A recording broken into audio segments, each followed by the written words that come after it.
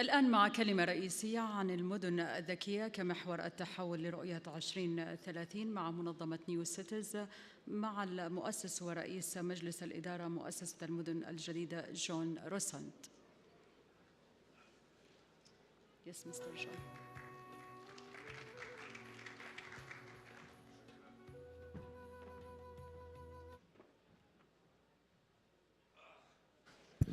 شكرا جزيلا. صباح الخير. I'm going to speak in English.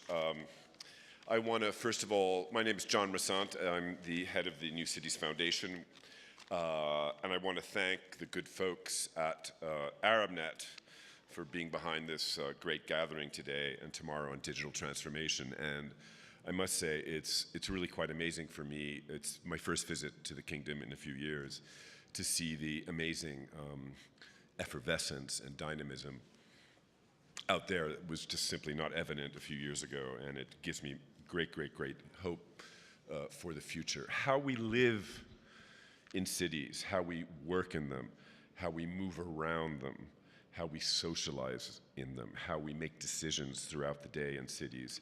These are all really critically important things, and they will change dramatically in future years.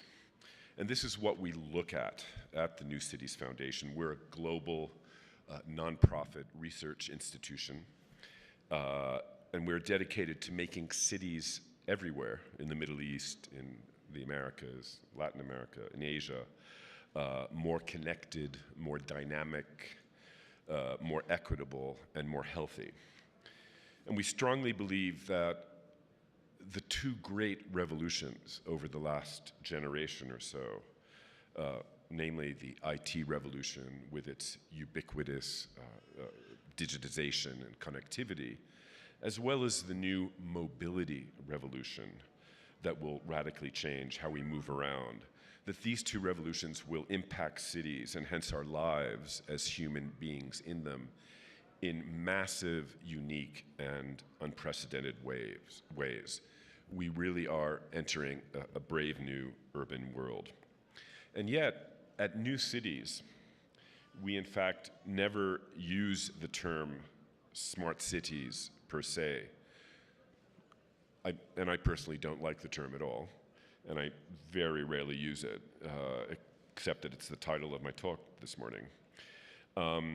We simply believe that all cities, big and small, will inevitably become smarter, more responsive, more efficient, if they are to be successful. Furthermore, we strongly believe that any smart city strategy must ultimately be focused on people's well-being as much, and perhaps more importantly, than, say, building new structures. That changes in the soft environment, in the regulatory environment, in how people interact, how they live their lives, how they can seize job and career opportunities in the economy of the 21st century, are as important as shiny new boulevards and buildings. We must always remember that the end goal is people and not technology, and I hope that's evident, and that the path to smarter and more intelligent cities must always be user-centric. I think that is actually not so obvious to many people around the world. When we began to look closely at Vision 2030, when it was launched about a year and a half ago, we felt that the real core of this exciting, massive national transformation process had to focus, in fact, on changing urban life in the kingdom. For the mere fact that this is a population that is over 80% urban now, and this is a trend that is, in fact, accelerating. Very few other countries in the world have such a high degree of urbanization as Saudi Arabia, and it clearly, in this respect, it's a leader in the Arab world. It's much more urban than Egypt, than Syria, than Iraq, than the other big nations of the Arab world. If you think that in 1950, not that long ago, the kingdom was barely 20% urban. In fact, the urban population of the kingdom then was about 600,000 people, which is probably a small neighborhood in Riyadh these days. And in the next 3 decades or so, according to the UN and the World Bank and other august institutions, the urban population of Saudi Arabia will increase by around 11 million people. And I was just, in fact, reading a very interesting study put out by the University of Dammam, which suggested that Saudi Arabia will need to build 44 new cities, each of at least 250,000 people, every 9 months, one city every 9 months from now until 2050, just to take into account the demographic pressures here. And that is daunting. I believe that that is in fact, one of the key impetuses behind Vision 2030. Saudi Arabia must get its cities right if it is to succeed as a prosperous, engaged, and progressive member of the global community. So what does it mean to get a city right, to get a Saudi city right? At its core, I think, implementing government digitization at scale allows for more efficient, effective functionings of the systems and services that make up a city and that form the foundation of cities in the future. And we're seeing that by using new digital tools in government and by service providers. And in the services and tools these cities and these services providers give, that services are not only getting more efficient and faster, but more effective and more able to deliver what people really need. At the same time, smart cities, and I have to use that word again, do allow us to collect the right data from the right people and to use this data to gain a better understanding of the current possibilities and needs for more effective policies. These circular processes in which efficiencies and increased effectiveness feed into each other is really where the promise of smarter, more digitized government resides. And this is a process that I think needs to happen in a much more sustained way in every Saudi city, here in Riyadh, in Jeddah, in Dammam, in Mecca Mukarramah, in Medina, and not just in Neom. And the tools are available now. Huge advances in artificial intelligence. We've been hearing about some of them this morning, in ways to make the human-machine interface as natural as, say, a smile. We need massive transformations in new mobility.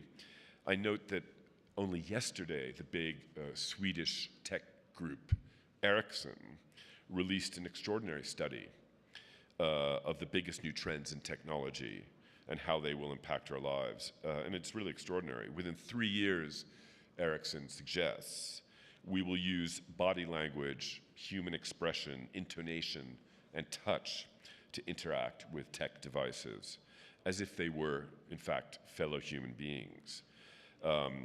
As Michael Bjorn, who's head of research at Ericsson Consumer Labs, says, we are entering a future where devices neither have buttons and switches nor need to be controlled digitally via your smartphone.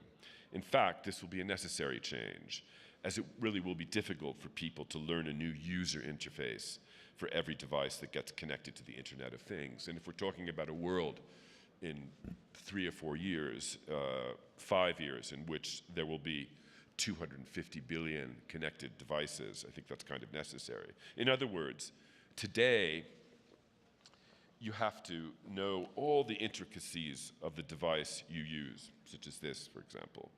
But in the future, this device will know you instead. Devices must be able to relay complex human interaction data to cloud-based processing and respond intuitively within milliseconds. The key to making sure this technological revolution really does change urban life for the better in Saudi Arabia and in any other country is again to put the emphasis on people themselves. They are the ones who must drive their own change.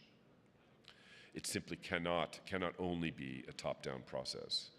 And what do I mean by that? For well, one, that means a renewed emphasis, as I was mentioning earlier, on soft change, on opening up data, on putting a new emphasis on coding and other 21st century skills in Saudi education, and in freeing up the entrepreneurial spirit that is so evident throughout the kingdom and is so much a part of the culture of the nations of the Gulf. And Fadi Ghandour was very eloquently talking about that earlier this morning. Again, the tools are there. We just have to seize them. We simply have to take advantage of them. That is why I'm really encouraged to see all the movement and activity here today, with its emphasis on building a strong digital and entrepreneurship ecosystem. It really is exciting, and because it is about creating an ecosystem. And what is a digital ecosystem? Well, you all know the definition according to Gartner. It's an interdependent group of enterprises, people, and things that share standardized digital platforms for a mutually beneficial purpose. And that is also, by the way, as good a definition as any of a smart city, if you think about it. I mentioned another revolution that will transform cities, and one we think will be just enormously impactful in the years ahead, including in Riyadh, and that is the mobility revolution. And I think we're somewhat underappreciating and underestimating just the impact of this revolution. And make no mistake, this is a very real and hugely important revolution, and will transform the way people and goods move around, and particularly in cities. For over 100 years, for example, nothing has really changed in urban mobility. We've had private cars, lots of them, buses, taxis, the metro and light rail.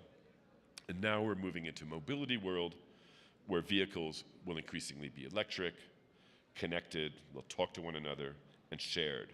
And tomorrow, of course, they will also be driverless. And the pace of change is accelerating. Uber, for example, which, as you know, just began operations only 6 years ago in San Francisco, is now present in 700, over almost 800 cities in 84 countries. I arrived here at this hotel today in an Uber.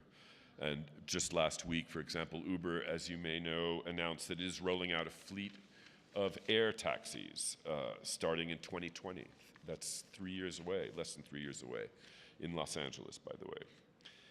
And I think that in some ways, the mobility revolution will be even more consequential to cities than the IT revolution, because it will reshape the geography of the urban space, will change the way humans think about the distinction between work and play, and alter our notions of space and time and movement. And just as the IT revolution created huge new global players like Google and Facebook, the mobility revolution will usher in big new global winners and some losers. Dubai, for example, where I'm headed tomorrow, has been a trendsetter in the Gulf and has launched an incredibly ambitious autonomous vehicle strategy, which aims to have autonomous vehicles account for fully 1/4 of all terrestrial transportation in the Emirate by 2030, just 13 years from now.